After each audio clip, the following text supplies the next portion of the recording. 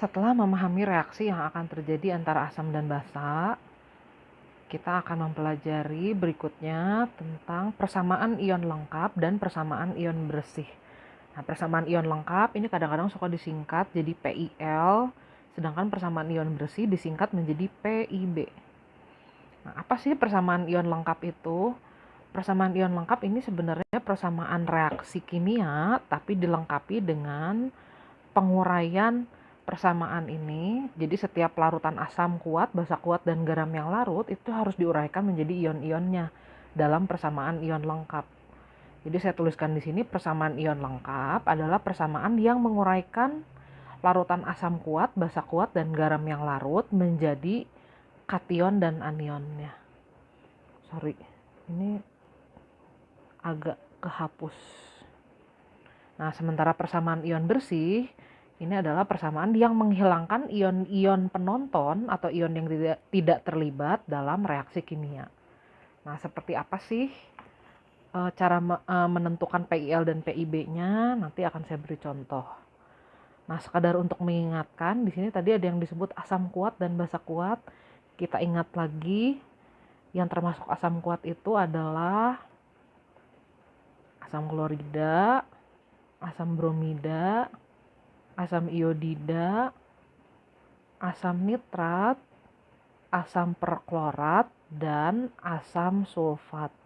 Sedangkan yang termasuk basa kuat itu adalah natrium hidroksida, kalium hidroksida, barium hidroksida, kalsium hidroksida, dan strontium hidroksida.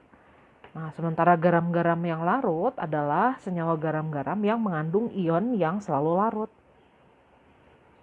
Nah, jadi nanti kita lihat per kasus ya, sekedar mengingatkan, senyawa-senyawa yang selalu larut itu adalah senyawa yang mengandung ion Na+, K+, NH4+, kemudian NO3-, CH3COO-. Nah, ini yang selalu larut ya. Dan ClO3-. Ion natrium, kalium, amonium, nitrat, asetat, dan klorat. Nah, untuk apa? Nanti akan kita gunakan di penentuan PiL dan PiB. Nah, kita lihat contohnya. Misalkan kita punya reaksi antara kalium hidroksida dalam bentuk larutan, kalium hidroksida larutan, dengan larutan asam nitrat. Asam nitrat, rumus kimianya seperti ini. Nah, produk yang dihasilkan nanti adalah asam ditambah basa, hasilnya garam ditambah air. Garamnya itu dilihat dari sini nih, K-nya dipasangkan dengan NO3. Jadi KNO3. Di sini ada ion kalium. Ion kalium selalu larut. Jadi KNO3 bentuknya aqueous ditambah OH- dan H+, seperti biasa nanti akan menghasilkan air liquid bentuknya karena dia pelarut. Nah, persamaan ini sudah setara kebetulan. Nah, kalau kita mau menuliskan PiL-nya, persamaan ion lengkapnya, di sini kita akan menguraikan larutan-larutan asam kuat, basa kuat, dan garam yang terlarut menjadi ion-ionnya. Nah, di sini yang pertama kita punya kalium hidroksida, ini asam kuat. Ini basa kuat. Nah, kalau basa kuat kita harus uraikan menjadi ion-ionnya. Kemudian asam nitrat, asam kuat juga kita uraikan menjadi kation dan anionnya. Nah, hasilnya adalah garam yang terlarut. Jadi ini juga kita uraikan jadi kation dan anionnya. Nah, kalau air tidak kita uraikan karena air ini bukan asam kuat dan bukan basa kuat. Air ini hanya terurai sebagian dalam suhu ruang. Ingat ya, KW-nya kan cuman 10⁻⁴. Nah, yang ditulis dengan warna orange itu adalah persamaan ion lengkap. Sementara persamaan ion bersih ini menghilangkan ion-ion penonton atau ion yang sebenarnya tidak terlibat dalam reaksi. Nah, ion yang seperti apa sih yang tidak terlibat dalam reaksi? Ion-ion yang Di awal ada dan di akhir juga ada. Itu jadi artinya sebenarnya dia tidak terlibat dalam reaksi. Dia tidak ikut bereaksi, jadi dia hanya ada saja di situ sebagai ion penonton. Nah, dengan kita menghilangkan ion-ion penonton ini, nanti sisanya kita akan mendapatkan persamaan ion bersihnya. Jadi tersisa tinggal H+ ditambah OH- hasilnya jadi H2O. Nah, ini adalah persamaan ion bersihnya.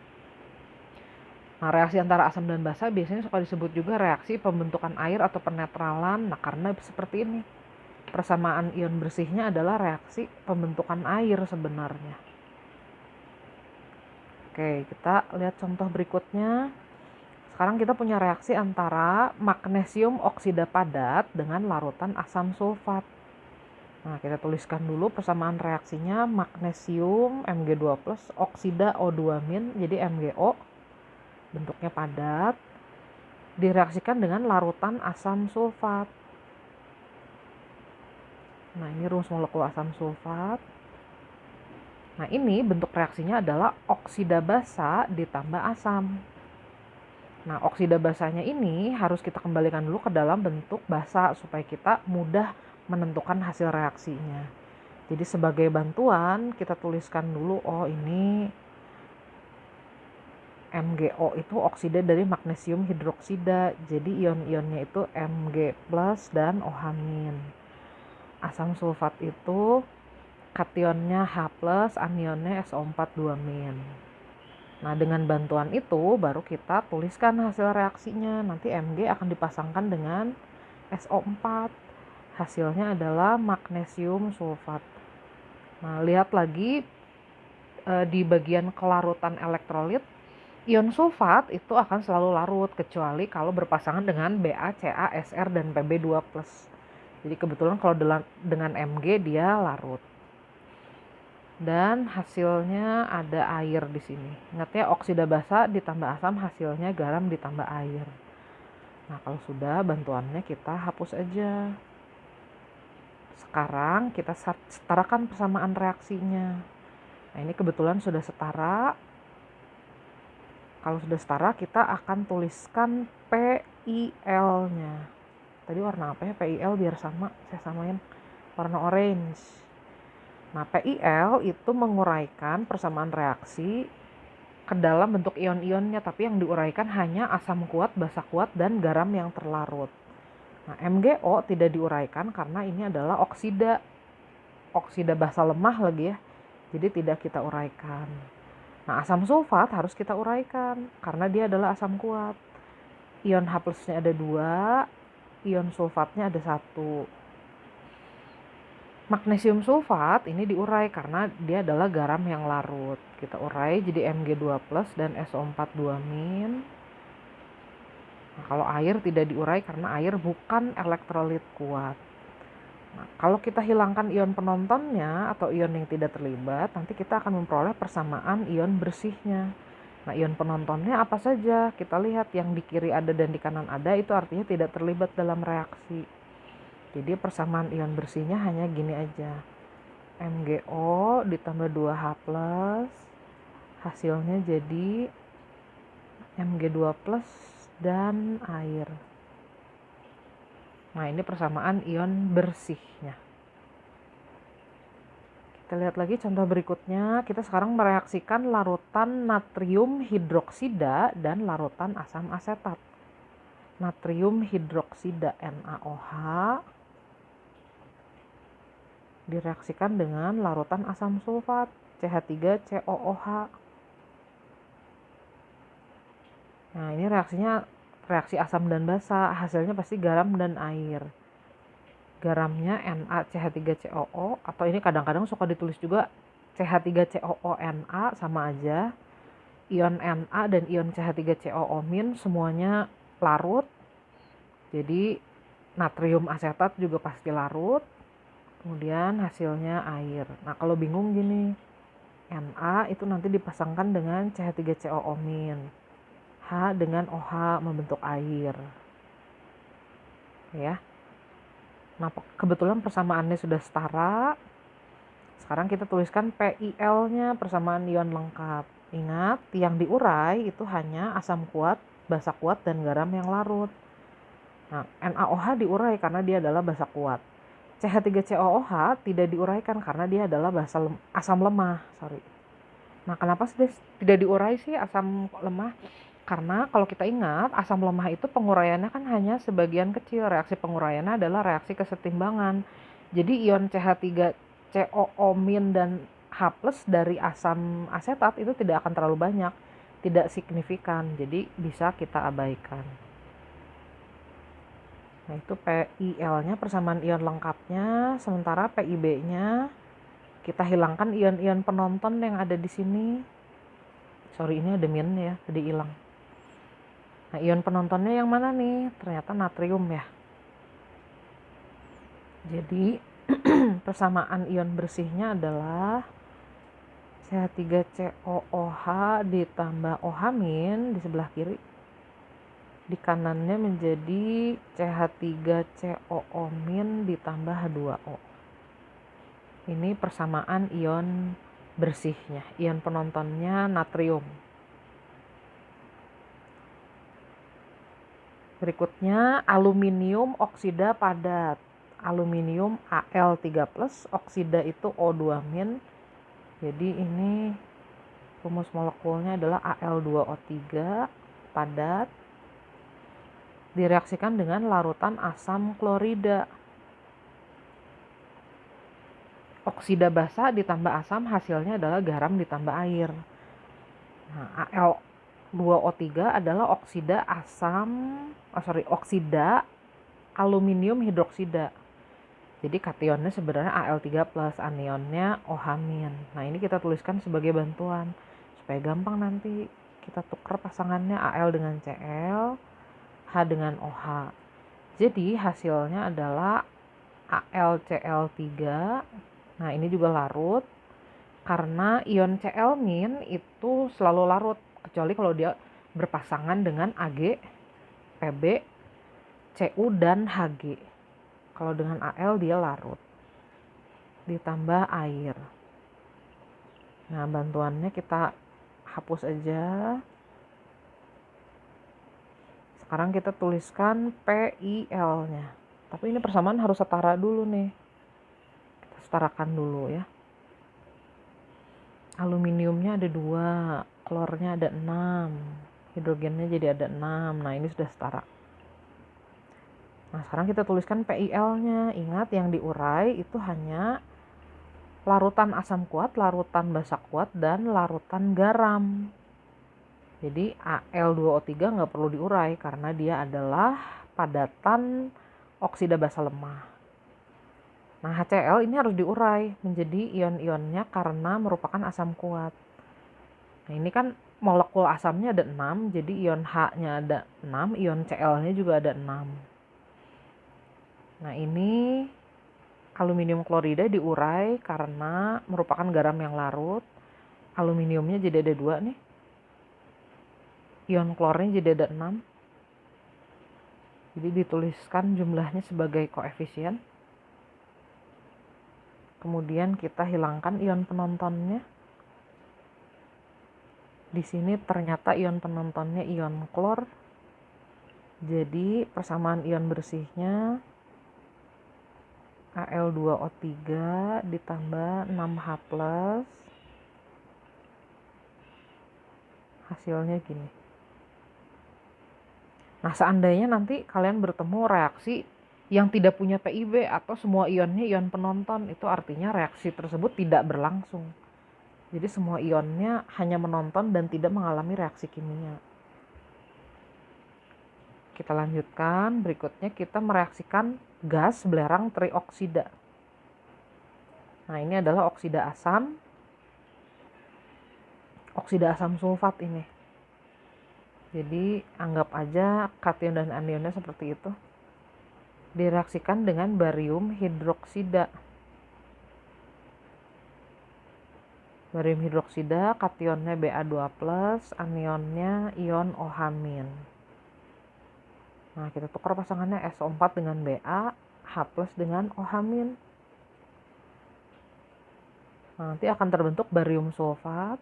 Ingat, ion sulfat itu akan mengendap kalau bersenyawa dengan BaCaSr dan Pb2+.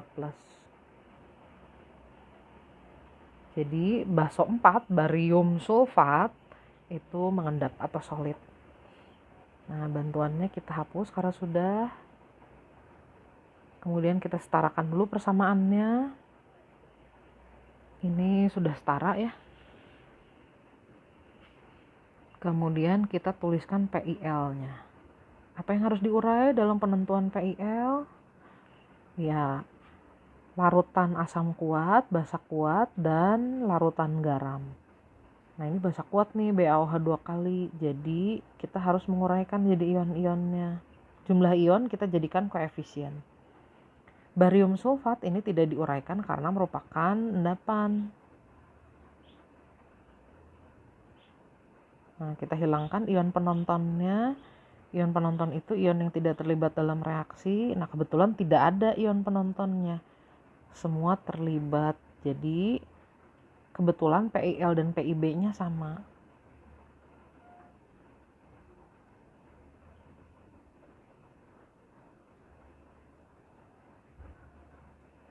Begini. Oke. Lanjut, berikutnya reaksi antara gas amonia dan asam bromida. Amonia NH3 gas, kalau direaksikan dengan asam nanti akan menghasilkan garam amonium. Garam amoniumnya itu kationnya ion amonium, anionnya sisa asam. Jadi begini, ion amonium itu selalu larut, jadi amonium bromida larut.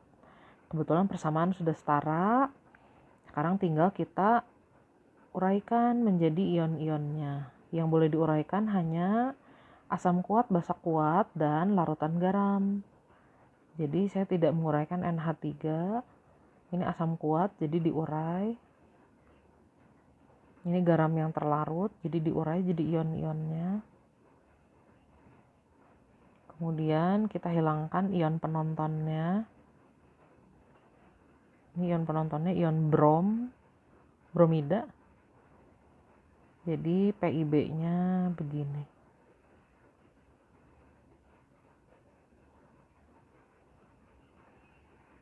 Nomor 7 masih gas amonia juga, tapi sekarang direaksikannya dengan asam asetat. Gas amonia NH3, asam asetat CH3COOH.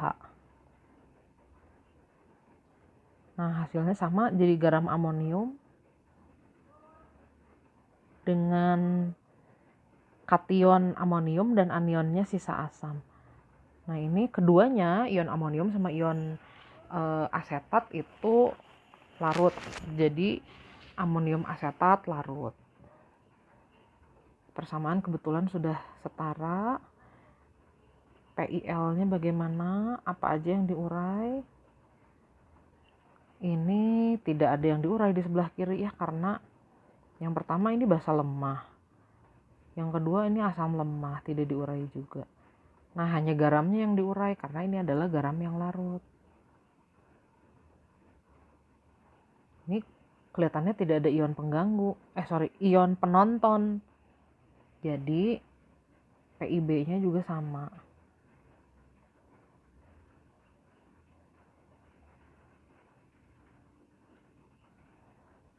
Nah, ini berarti semua ion terlibat.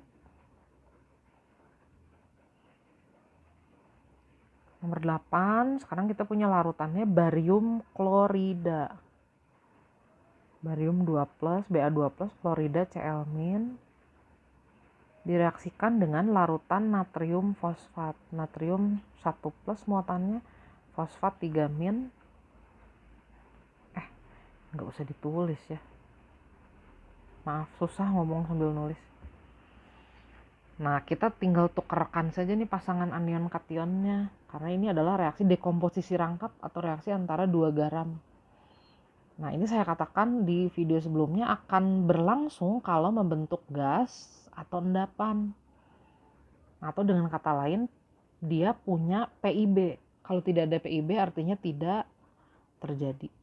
Nah, kalau kita tukarkan pasangannya Ba, nanti jadi akan berpasangan dengan fosfat. Ba2+, fosfat 3-. Jadi nanti ini seperti ini rumus molekulnya. Ion fosfat itu sukar larut, kecuali dia berpasangan dengan NaK atau NH4. Kalau dengan Ba dia jadinya mengendap. Nah, Na nanti akan dipasangkan dengan Cl. Kalau NaCl dia larut, karena ion natrium kan mudah larut. Kemudian kita setarakan, Ba-nya jadi ada 3, fosfatnya ada 2, natriumnya jadi ada 6, sudah setara. Nah, yang diurai yang mana aja? Ini diurai loh BaCl2 karena ini adalah garam yang larut. Ion Ba-nya ada 3, sorry. Jadi jumlahnya kita jadikan koefisien, ion Cl-nya ada 6 nih. Jadi 6-nya dijadikan koefisien. Ion natrium ada 6. Ion sulfat ada 2. Fosfat ada 2. Diurai semua karena garam-garamnya larut. Nah, kalau dalam barium fosfat ini tidak ada yang harus diurai jadi ion karena endapan bentuknya. Tidak diurai jadi ion. NaCl diurai karena ini larut. Oke. Mana ion penontonnya? Yang di kiri ada dan di kanan ada ion natrium ya. Dan ion klor. Nah, sisanya kita tuliskan kembali. Seandainya kita memperoleh persamaan reaksi dengan koefisien yang masih bisa disederhanakan, kita wajib menyederhanakannya. Nah, di sini kebetulan koefisiennya sudah paling sederhana, udah bilangan bulat paling sederhana ya. 3, 2, dan 1 udah nggak bisa diperkecil lagi. Jadi cukup begini saja. Nomor 9, sekarang ini reaksinya antara amonium nitrat, amonium NH4+, nitrat NO3-, jadi NH4NO3 amonium nitrat, direaksikan dengan larutan kalsium hidroksida, kalsium 2+, hidroksida 1-. Nah, nanti pasangannya yang akan terbentuk adalah NH4 akan dipasangkan dengan ion OH-, membentuk NH4OH. Jangan terjebak karena NH4OH itu adalah senyawa hipotesis. Jadi dia kalau bertindak sebagai produk harus selalu diuraikan menjadi gas amonia dan air. Nah, ini sebenarnya datang dari NH4OH. Supaya nggak bingung, saya tuliskan. Nah, cuman kan itu hanya bantuan. Hapus lagi aja supaya tidak menyesatkan. Sisanya kalsium nitrat. Nah, kalau kalsium nitrat dia larut karena ion nitrat selalu larut. Nah, setarakan dulu persamaannya. Ini nitratnya ada 2. Oke, sudah setara. Kita tulis PiL-nya dulu. Yang diurai, yang asam kuat, basa kuat, dan larutan garam. CaOH 2 kali diurai karena dia adalah basa kuat. NH3 tidak diurai karena merupakan gas basa lemah. Air juga tidak diurai. Kalsium nitrat diurai karena ini adalah garam larut.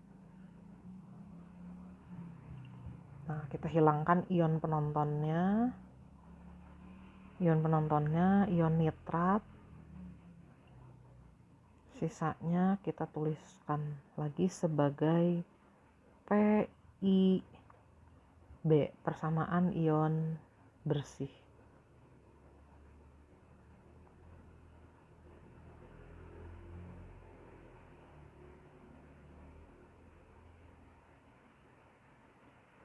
Oke. Nomor 10, reaksinya antara natrium karbonat dalam bentuk larutan, natrium 1+ karbonat 2-, direaksikan dengan larutan asam sulfat.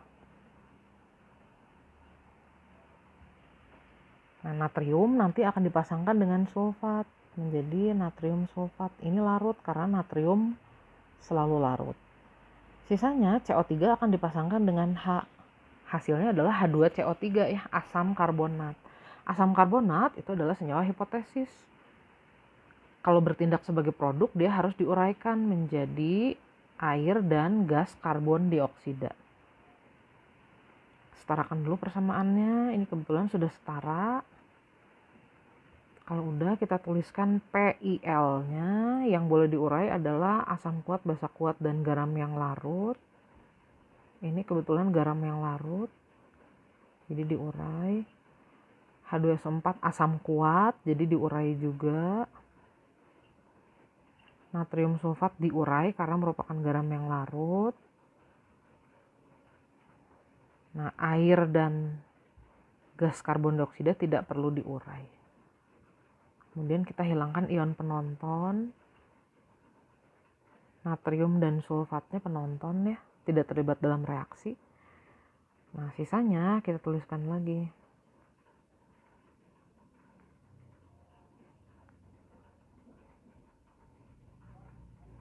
Ini PiB-nya, persamaan ion bersih. Oke, berikutnya padatan seng. Ini logam. Kalau logam berarti dituliskannya sebagai lambang unsur aja. Bentuknya padat. Direaksikan dengan larutan asam klorida encer. Nah, kita perlu mengecek dulu. Zn ini dia ada di deret volta sebelah mana. Yang tidak bereaksi dengan asam kuat encer itu adalah unsur-unsur yang dalam deret volta berada di posisinya di sebelah kanan hidrogen, yaitu Cu, Hg, Ag, Pt, dan Au. Ini tidak bereaksi dengan asam kuat encer. Nah, kalau Zn dia posisinya ada di kirinya H, berarti dia bereaksi dengan asam kuat encer. Nah, logam kalau direaksikan dengan asam, hasilnya adalah garam. Ini nanti Zn-nya jadi kation, kationnya 2+, dan gas hidrogen. Nah, ion Cl itu hanya akan mengendap kalau bersenyawa dengan Ag, Pb, Cu, dan Hg. Kalau dengan Zn dia larut. Setarakan persamaannya. Tuliskan PiL-nya. Di sini yang diurai HCl karena dia adalah asam kuat. Dan ZnCl2 karena garamnya larut. Gas hidrogen tidak diurai. Hilangkan ion penonton. Ion penontonnya ion klorida di sini. Sehingga kita memperoleh persamaan ion bersihnya atau PiB-nya.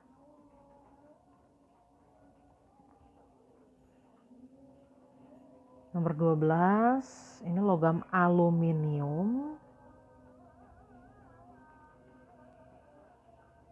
Direaksikan dengan larutan tembaga 2 sulfat. Nah, kita perlu ngecek juga di sini apakah Al lebih kiri daripada Cu dalam deret volta. Ternyata memang betul Al itu lebih kiri, jadi Al bisa mendesak Cu atau mengeluarkan Cu, dan Cu-nya akan mengendap. Jadi Al-nya nanti akan berpasangan dengan SO4. Nah, ini larut. Ion sulfat kan hanya akan mengendap kalau berpasangan dengan BaCa, Sr, dan Pb2+. Persamaannya disetarakan seperti ini. Kemudian kita tuliskan PiL-nya. Ini diuraikan karena merupakan garam yang larut. CuSO4 garam larut. Aluminium sulfat juga diuraikan karena garamnya larut. Nah, endapan Cu-nya tidak diuraikan. Saya geser sedikit ke atas. Kita hilangkan ion penonton. Adakah ion penontonnya? Oh, ion sulfat. Nah, sisanya ini PiB-nya.